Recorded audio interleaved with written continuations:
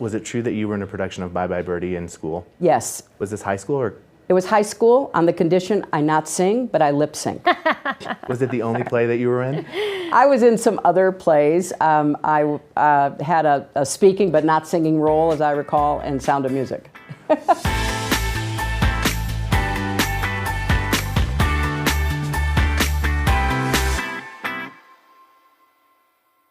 Like most Americans, I'd followed the election very, very closely, had a lot of emotional feelings about it, had followed Secretary Clinton's career for many years, although, didn't know it nearly as well as I do now. But I was excited to talk about it. I'd never met her in person, so that was interesting to do. And it was just a great opportunity. Why was it important for you to have a woman director? Well, I wanted to have the best director, and I had a preference for a woman director because I thought, number one, we need more women directors, and number two, I thought that there was so much about the campaign, and then when it became about my life, obviously, where a woman director would have an understanding of some of the issues in a very real way that could translate to the screen. Your idea to broaden it and making it about Secretary Clinton's life, how did that come to you? Was that initially what you thought, or was it based on your conversation with her, or how did you pitch that, right, when you went in? Yeah, initially I pitched, I think it should be bigger than the campaign. I think we can talk about gender, we could talk about Russia. I didn't instantly have this idea, like, let's do this about your entire life. What happened was while I was watching all of the behind the scenes footage, I was also reading everything. The good, bad, and the ugly, like from every different point of view. And I realized, what a touchstone she is and how she's just always been at the tip of the spear. And I thought that in order for people to truly understand the story and to talk about the themes that were important, partisan politics, how divided our country is, the history of the feminist movement, what is the sexism that we're experiencing, where do we come from, I thought it was important to lay out her whole life.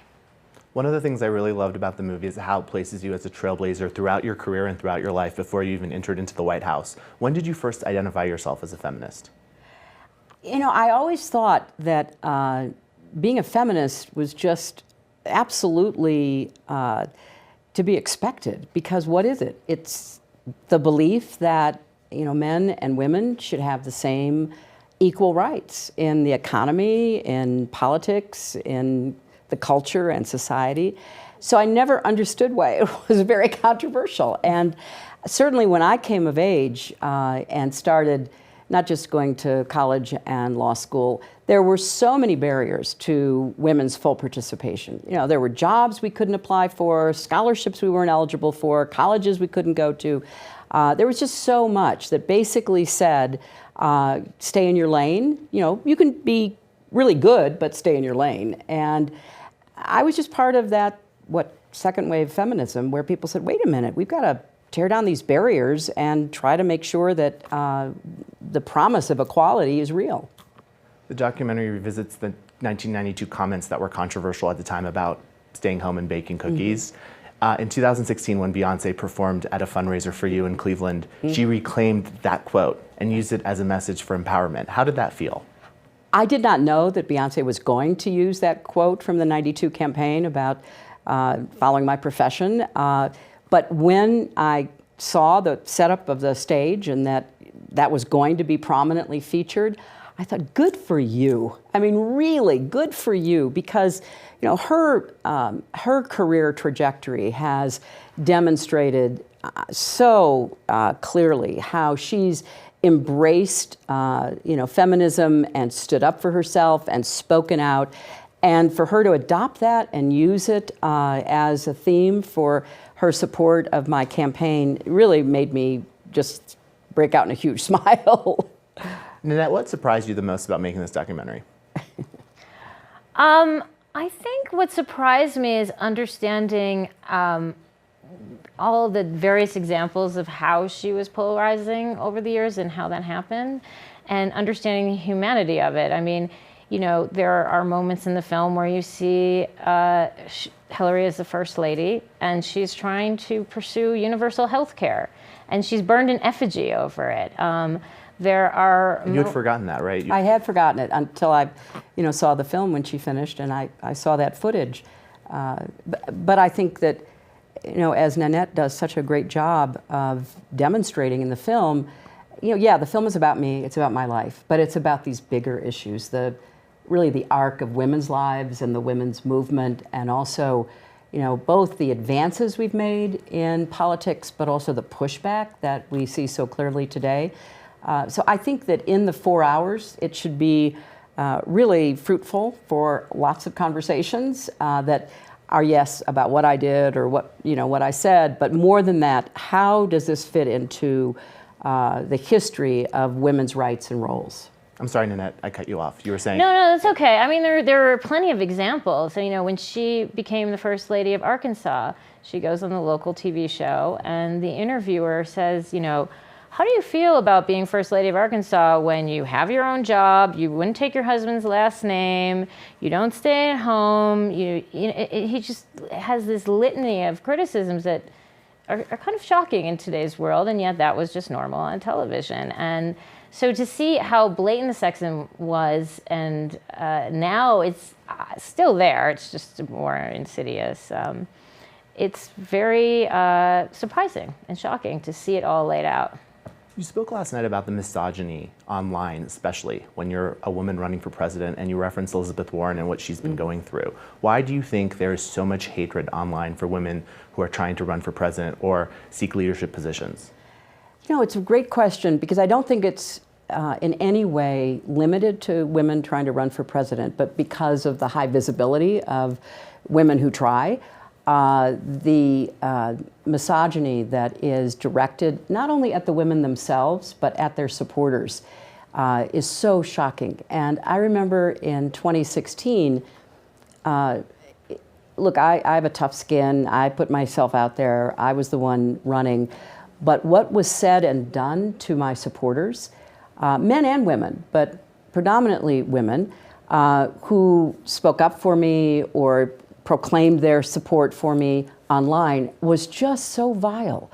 And some of the groups, like Pantsuit Nation, they had 4 million members, and people were targeting individual members all over the country and insulting them and threatening them that they had to take their Facebook group private.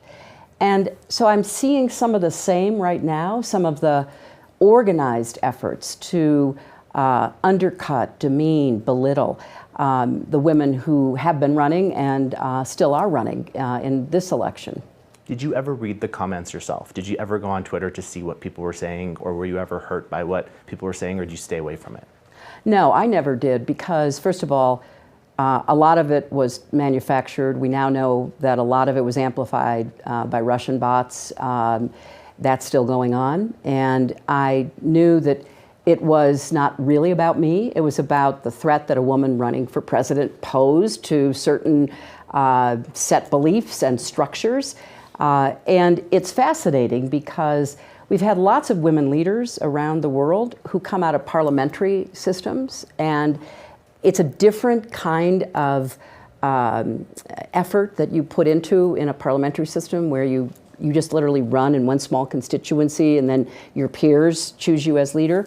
But when you run for president in the United States, man or woman, you start from scratch. You have to raise all this money, you have to get out there. And it inspires both tremendous support and extraordinary criticism. And you have to be willing to take it. But the online feature is different because it is matched with just outright lies and false accusations that we saw in 2016 and we're seeing again in 2020. There was so much outpouring of support and love for you after your Howard Stern interview. Was it fun being interviewed by Howard Stern, and did you wish you had done it sooner? I have to say, I actually really enjoyed my interview with Howard Stern, much to my surprise and his. He interviewed me for 2 hours and 20 minutes, certainly the longest interview by far that I've ever done. And you know, it was fascinating because, yes, he had tried to get me to be on his show before, and you know, I didn't. But like doing this documentary, I'm doing a lot of things that I never did before. And I found his talking about his journey and how he, really began to examine himself and what he said and how he behaved and what he believed. I believe in that. I believe that people are on a journey in their lives, and I respected that. So the experience I had with him was really a positive one. Variety was founded in 1905. It's the oldest entertainment publication in the United States. So I just had a few fun questions I wanted to ask you that I think our readers would like. What was the last great musical or play that you saw on Broadway? Oh, wow. I go a lot. So what was the last great play? There's so many that I see, so let me plug a few, okay? I loved Ain't We Proud. I saw it twice because I'm a huge fan, and I took my husband the second time. I loved Hadestown. I thought it was creative, innovative, great theater. I'm looking forward to West Side Story being brought back. So, I like the theater. I like both, musicals and comedy, and I like drama. Do you DVR or TiVo anything? We TiVo a lot, yeah.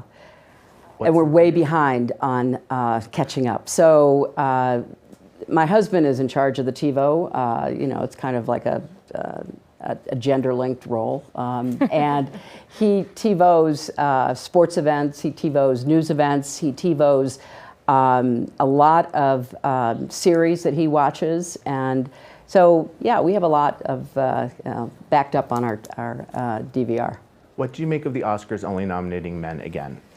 I think it's really a shame, especially because there were so many notable films this year by women directors. And, I know they're making an effort, and I applaud them for their effort, but I really hope that it's not just an effort, but it produces some results, and the work that women are doing and the importance of it is recognized by the Academy every year. Did you have a favorite movie last year? Well, I love Little Women, so I thought she should have been nominated. Greta Gerwig, yeah. Yeah, I really thought she deserved it because I thought it was beautifully, beautifully done, and the way that it was constructed made the best use cinematographically for the book, I thought. I just also saw The Report, which is a heavy movie, but one that I really wish more people would see because it lays out pretty clearly what went on during the war in Iraq. So those are the two most recent ones. I saw Knives Out, which I thought was a lot of fun. So I don't get to go as often as I'd like to, but those are the three most recent. You don't have to tell me who it is, but have you picked who you're going to vote for in the primary, 2020 primary? I'm going to vote. Let me leave it at that. I will definitely vote. I vote every time there's an election. And I am telling everybody here at Sundance, everywhere I go, please, please get out and vote. And then whoever the nominee is, support that nominee, whether it's someone you voted for or not in the primary process, because the most important responsibility we all have is to retire Donald Trump. I know that you're not running, but do you ever feel the urge that I could beat him if I were, or I wish Yeah, I certainly feel the urge because I feel like the 2016 election was really an odd time and an odd outcome, and the more we learn, the more that seems to be the case. But I'm going to support the people who are running now and do everything I can to help elect the Democratic nominee. And then I just have one last question. It's from the documentary. There was a lot of online chatter about the line in the documentary where you talked about Bernie Sanders.